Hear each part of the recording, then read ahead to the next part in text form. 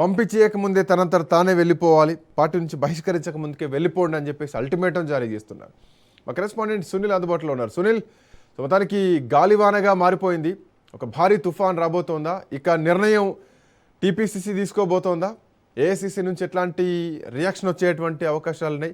CLP భేటీ తర్వాత, CLP meeting తర్వాత, press meet పెట్టిన తర్వాత కొండా సురేఖ ఎగ్జిట్కే అవకాశాలు ఎక్కువగా కనిపిస్తున్నాయి. తనంతట తాను పోవాలా లేదంటే బహిష్కరించేటువంటి అవకాశాలు ఉన్నాయన్నది నాయన రాజేందర్ రెడ్డి చాలా క్లియర్గా మాట్లాడారు. అదే జిల్లాకు చెందినటువంటి నాయకులు.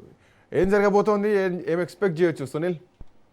ఈరోజు ఎమ్మెల్యేలు అదేవిధంగా ఎమ్మెల్సీలు ప్రభుత్వ విప్పులు ఏర్పాటు చేసినటువంటి సమావేశంలో అంతిమంగా మనకైతే ఒక పూర్తి క్లారిటీ అయితే ఒకటి వచ్చిందని చెప్పవచ్చు. ఎందుకంటే ఇక కొండా సురేఖ మంత్రి పదవి నుంచి బర్తరఫ్ చేసే దిశగా కాంగ్రెస్ పార్టీ అడుగులు వేస్తుంది అన్న రీతిలో ఈరోజు ఎమ్మెల్యేలు పెట్టినటువంటి సమావేశంలో మనకు చాలా స్పష్టంగా కొన్ని అంశాలు అయితే వెలుగుకొచ్చాయని చెప్పవచ్చు. ఎందుకంటే ఇన్ని రోజులు లేనిది ఇప్పుడు కొండా సుస్మిత చేసిన వ్యాఖ్యలు, అది కూడా కొండా సురేఖ ఎక్కడ కూడా పార్టీ గురించి మాట్లాడలేదు, పార్టీ రూల్స్ అండ్ రెగ్యులేషన్స్ ఎక్కడ కూడా వైలేట్ చేయలేదు. కానీ వారి కూతురు మాట్లాడినటువంటి మాటలను ఇంత సీరియస్గా, అంటే గతంలో కాంగ్రెస్ పార్టీలో అనేక మంది మాట్లాడారు, అనేక మంది వ్యతిరేకించారు, ముఖ్యమంత్రి తిట్టారు, మంత్రులను తిట్టారు, ఏకంగా మందుల శ్యామల్, కోమటిరెడ్డి వెంకటరెడ్డి ఛాలెంజ్ విసిరారు. అలాంటి వ్యక్తులని ఇప్పటివరకు ఎలాంటి యాక్షన్ తీసుకున్నట్టు కాంగ్రెస్ పార్టీ ఇప్పుడు ఉటావుటీనా ఈరోజు 20 మంది ఎమ్మెల్యేలు, ఎమ్మెల్సీలు, ప్రభుత్వ విప్పులు మీడియా సమావేశం ఏర్పాటు చేసుకొని కొండా సురేఖ బర్తరఫ్ కావాలి, బర్తరఫ్ చేయాలి, కొండా సురేఖ తన మంత్రి పదవికి రాజీనామా చేయాలి, తనంతట తానే వెళ్ళిపోవాలని ముకుమ్మడిగా దాడి చేయడం, ఇదంతా కూడా కాంగ్రెస్ పార్టీలో ఒక హాట్ టాపిక్గా మారింది. ఎందుకంటే చాలామంది గతంలో మాట్లాడినప్పుడు కూడా ఇప్పటివరకు రాజగోపాల్ రెడ్డి, కోమటిరెడ్డి రాజగోపాల్ రెడ్డికి నోటీసులు ఇప్పటివరకు ఒక్కసారి కూడా ఇవ్వలేదు. అయినా గతంలో అనేక సార్లు అతను మంత్రి పదవి ఇస్తానని ఇవ్వకున్నా కూడా అసెంబ్లీ సాక్షిగా అతను ముఖ్యమంత్రి రేవంత్ రెడ్డిపై కూడా అనేక వ్యాఖ్యలు చేయడం జరిగింది, మంత్రుల మీద వ్యాఖ్యలు చేయడం జరిగింది. అధిష్టానం తీరుపైనే తీవ్ర విమర్శలు గుప్పించినటువంటి వ్యక్తి కోమటిరెడ్డి రాజగోపాల్. అలాంటి వ్యక్తిపై కూడా ఇప్పటివరకు ఒక్క నోటీస్ ఇవ్వలేదు, ఒక్కసారి విచారించలేదు, ఒక్కసారి కూడా అధిష్టానం మాట్లాడలేదు, ఒక్కసారి కూడా దాని మీద చర్చ జరగలేదు. కానీ నిన్న జరిగినటువంటి ఇష్యూస్ ఏదైతే ఉందో, ఒక బీసీ మహిళ, అది కూడా ఉమ్మడి వరంగల్ జిల్లాకు చెందినటువంటి మహిళ, చాలా కాలం నుంచి పార్టీలో ఉంది, అంటే సగంలో మధ్యలో కొంత బీఆర్ఎస్ పార్టీలకు వెళ్ళినప్పుడు కూడా అక్కడ కొన్ని రాజకీయ పరిణామాల వల్ల మళ్ళీ కాంగ్రెస్ పార్టీలోకి వచ్చింది. ముఖ్యమంత్రి రేవంత్ రెడ్డి ఇచ్చిన హామీ మేరకే ఆమె కాంగ్రెస్ పార్టీలోకి వచ్చింది. కాంగ్రెస్ పార్టీలో మంత్రి పదవి ఇస్తానని ముఖ్యమంత్రి రేవంత్ రెడ్డి హామీ ఇవ్వడంతోనే మళ్ళీ తిరిగి కాంగ్రెస్ పార్టీకి రావడం, ఆ తర్వాత అతను కాంగ్రెస్ పార్టీ ఎల్పీ నేతగా ఎన్నుకోవడానికి ముఖ్యమంత్రి కొండా ఎంత కృషి చేశారో మనందరం చూసాం.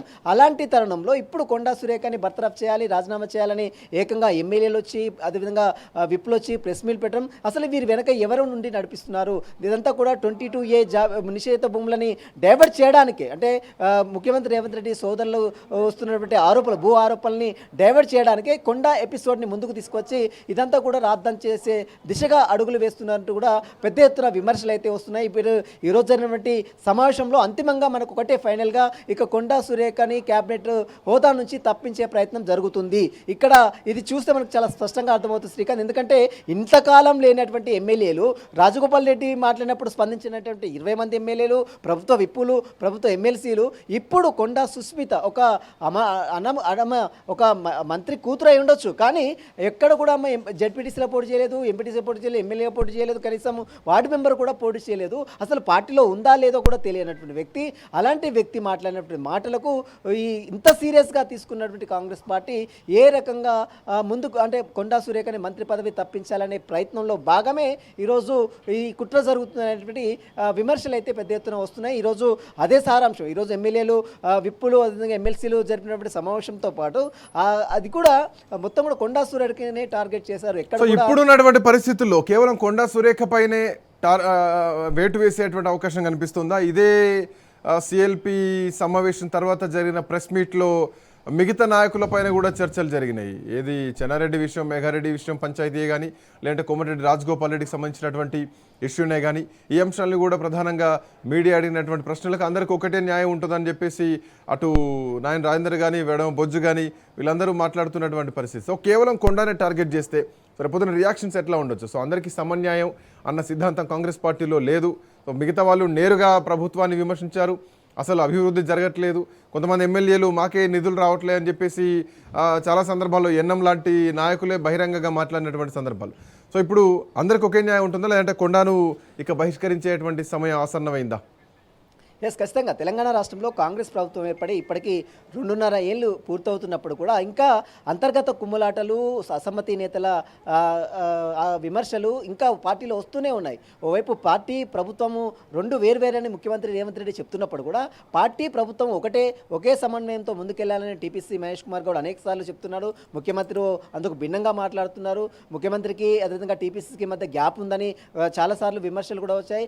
ఇప్పుడు పార్టీలో ఉన్నటువంటి నేతలే, సొంత పార్టీ నేతలే, సొంత పార్టీ ఎమ్మెల్యేలు, సొంత పార్టీ మంత్రులు, సొంత పార్టీ నేతలే ఇప్పుడు విమర్శలు చేయడం, ఒక ముఖ్యమంత్రి టార్గెట్ చేసి మాట్లాడడం ఇప్పుడు రాష్ట్ర రాజకీయాల్లో కాంగ్రెస్ పార్టీలో మాత్రం తీవ్ర దుమారం అయితే రేపుతుందని చెప్పవచ్చు. ఇప్పటికే మీరు అన్నట్టు ఖచ్చితంగా కాంగ్రెస్ పార్టీ ఒకవేళ ఇప్పటికిప్పుడు కొండా సురేఖపై చర్యలు తీసుకుంటే అది ఇప్పుడు ఉన్నటువంటి టీపీసీ అధ్యక్షుడు చర్యలు తీసుకోలేడు, ఇప్పుడున్నటువంటి క్రమశిక్షణ కమిటీ చర్యలు తీసుకోవాల్సింది అధిష్టానం, ఢిల్లీ ఉన్నటువంటి అధిష్టానం, ఏఐసిసి ముఖ్య నేతలు చర్యలు తీసుకోవాలి తప్ప ఇక్కడ ఉన్నటువంటి నేతలు కేవలం షోకాజ్ నోటిస్తారు, వివరణ కోరుతారు, వివరణకి రిప్లై ఇచ్చింది, ఆ తర్వాత మళ్ళీ అల్టిమేట్గా ఆమె మీద చర్యలు తీసుకోవాలంటే ఢిల్లీలో ఉన్నటువంటి అధిష్టానం తీసుకోవాలి. లేదంటే ముఖ్యమంత్రి వచ్చిన తర్వాత ఢిల్లీలో ఉన్నటువంటి నేతలకు ముఖ్యమంత్రి రిప్రజెంటేటివ్ ఇస్తే ఖచ్చితంగా ఈ విధంగా ఒత్తిడి వస్తుంది, ఈ రకంగా ఎమ్మెల్యేలందరూ బయటకు వచ్చారు, ఇట్లా మాట్లాడారని చెప్తే ముఖ్యమంత్రి ఈ నెల 23వ తేదీన విదేశీ పర్యటన రద్దయింది కాబట్టి ఈ నెల 23వ తేదీన మళ్ళీ తిరిగి హైదరాబాద్ వస్తారు.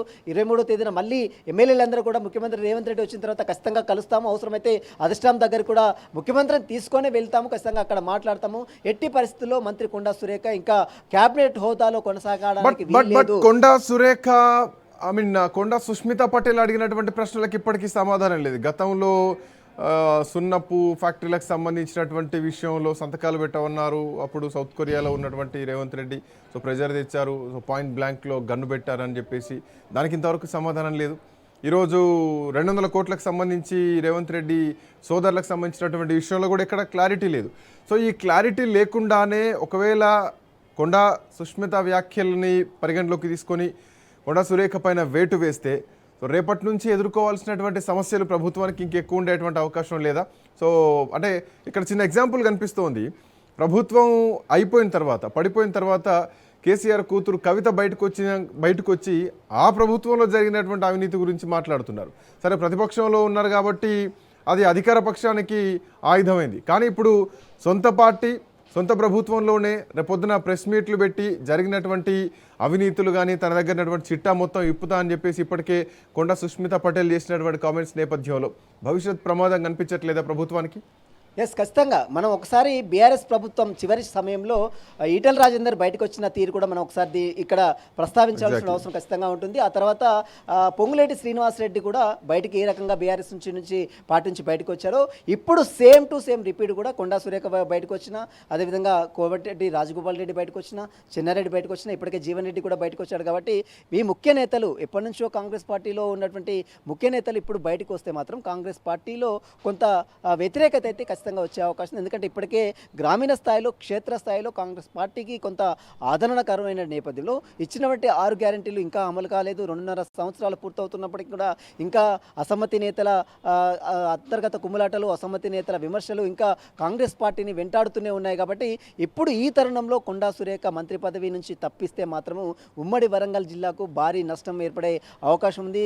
అదేవిధంగా కోమటిరెడ్డి రాజగోపాల్ రెడ్డి అంత ఆషామాషి వ్యక్తి కాదు. అటు మునుగోడు ఉప ఎన్నికల్లోనే ఎంతోమంది ఎమ్మెల్యేలు, 100 మంది ఎమ్మెల్యేలు వచ్చి అక్కడ పోటీ చేసినప్పుడు కూడా రాజగోపాల్ రెడ్డిని ఎదిరించే శక్తి ఎక్కడ కూడా లేదు. కాబట్టి అలాంటి వ్యక్తిని మరి కాంగ్రెస్ పార్టీ కోల్పోతుందా?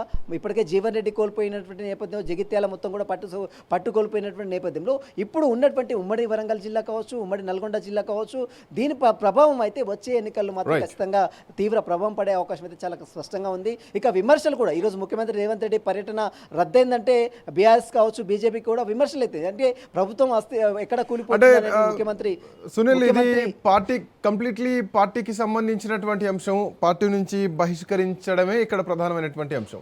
సో శాసనసభ సభ్యత్వానికి రాజీనామా చేస్తారా చేయరాదన్నది అది వాళ్ళకు వ్యక్తిగతకు సంబంధించినటువంటి విషయం, ప్రజలు గెలిపించారు కాబట్టి. బట్ ద పాయింట్ ఏంటంటే ముఖ్యమంత్రి వచ్చేంత వరకు కూడా వెయిట్ చేసేటువంటి ఛాన్స్ ఉందా, లేదంటే పార్టీ ఏ క్షణమైన నిర్ణయం తీసుకునేటువంటి అవకాశం కనిపిస్తోందా? ఈ నెల 23వ తేదీన ముఖ్యమంత్రి రేవంత్ రెడ్డి అమెరికా పర్యటన రద్దయింది కాబట్టి హైదరాబాద్కి 23 చేరుకుంటారు. అప్పటి వరకు ఆమెపై ఎలాంటి నిర్ణయం కూడా పార్టీ అయితే తీసుకోదనే ఇక్కడ మనకు చాలా స్పష్టంగా అర్థం. ఒకవేళ పార్టీ నిర్ణయం తీసుకోవాలనుకుంటే ఇప్పటికే టీపీసీసీ అధ్యక్షుడు మహేష్ కుమార్ గౌడ్ ఆమె మీద ఎలాంటి యాక్షన్ తీసుకోలేదు. ఎందుకంటే ఆమె మంత్రి హోదాలో ఉంది కాబట్టి క్రమశిక్షణ కమిటీ కేవలం నోటీసులు ఇస్తుంది, విచారణ ఇస్తుంది, ఆమె ఎక్స్ప్లెనేషన్ తీసుకుంటుంది. కానీ క్రమశిక్షణ కమిటీ కూడా భర్తీ చేసే అధికారం వారికి కూడా లేదు.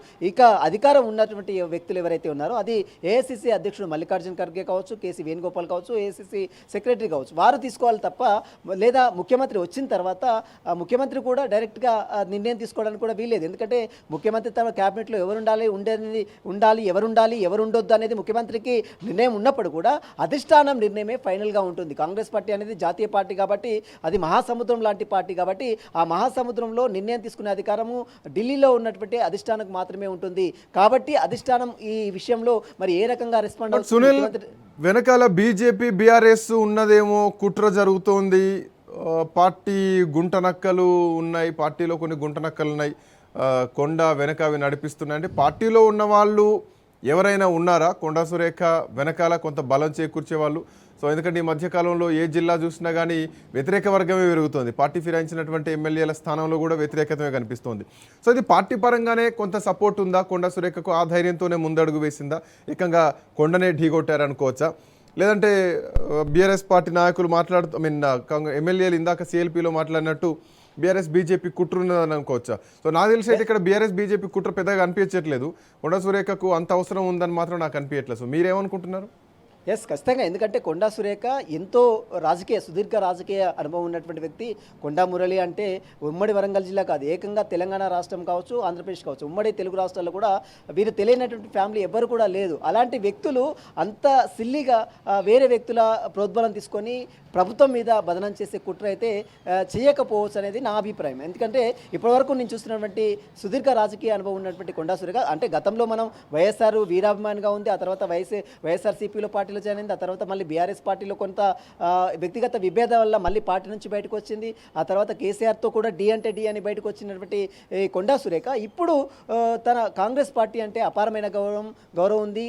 అదేవిధంగా ఏఐసీసీ అన్న, క్రమశిక్షణ కమిటీ అన్న తనకు అపారమైన గౌరవం ఉంది. అలాంటి గౌరవం ఉన్నటువంటి పార్టీ తనకు ఈ రకంగా షోకాజ్ నోటీస్ ఇవ్వడం రాజ్యాంగ స్ఫూర్తికే విరుద్ధం అంటూ కూడా కొండా సురేఖ అభిప్రాయం వ్యక్తం చేసింది. ఇక్కడ ఎమ్మెల్యేలు ఈరోజు మాట్లాడినటువంటి తీరు చూసినట్లయితే ఒక తల్లిగా ఎందుకు ఖండించలేదు, ఒక కూతురు చేసిన వ్యాఖ్యలను ఒక తల్లిగా నువ్వు ఎందుకు ఖండించలేదు అంటే కూతురుని నువ్వు రాజకీయ వారసురాలుగా ప్రకటించావు, నువ్వు అయినప్పుడు కూడా నువ్వు రెస్పాండ్ కావడం లేదు, ఎందుకు క్షమాపణ కూతురు తరపు నుంచి నువ్వు చెప్పడం లేదు, అపాలజీ ఎందుకు చెప్పడం లేదు, ఆమె మాటల్ని అసలు ఎందుకు ఖండించలేదు అనేది ఈరోజు ఎమ్మెల్యేలు లేవనెత్తినటువంటి ప్రధాన అంశం. అయితే ఈ ఎమ్మెల్యేలు ఒకటే చెప్తున్నారు, కాంగ్రెస్ పార్టీలో ఇలాంటి ఎవరైతే వ్యక్తులు ఇలాంటి దూషణలు కానీ వ్యక్తిగతంగా ప్రభుత్వాన్ని కించపరిచే విధంగా ప్రభుత్వాన్ని బదనం చేసే దిశగా ఎవ్వరు మాట్లాడినా ఉపేక్షించేది లేదు. అంటే మరి ఇంతకాలం ఏం చేశారు, ఇంతకాలం ఎందుకు రెస్పాండ్ కాలేదంటే అప్పుడు మాకు ఎవరు ఫిర్యాదు చేయలేదు కాబట్టి ఇప్పుడు మేము ఫిర్యాదు చేశారు కాబట్టి మేము రెస్పాండ్ అవుతున్నాం, మాది ప్రభుత్వాన్ని బదనం చేయొద్దంటూ కూడా ఈరోజు ఎమ్మెల్యేలు మాట్లాడారు. మరి చూడాలి అధిష్టానం ఏ రకంగా రెస్పాండ్ అవుతుంది. మరి కొండా సురేఖని ఇక మంత్రి పదవి నుంచి బర్తరఫ్ చేస్తారా? ఒకవేళ బర్తరఫ్ చేస్తే మరి రానున్నటువంటి కాలంలో ఏ రకంగా తెలంగాణ రాష్ట్రంలో కాంగ్రెస్ పార్టీ ముందుకు పోతుంది అనేది కూడా ఇక హాట్ టాపిక్గా మారిన ప్రశ్న కనబడుతుంది. Srikanth, thank you Sunil, thanks for joining.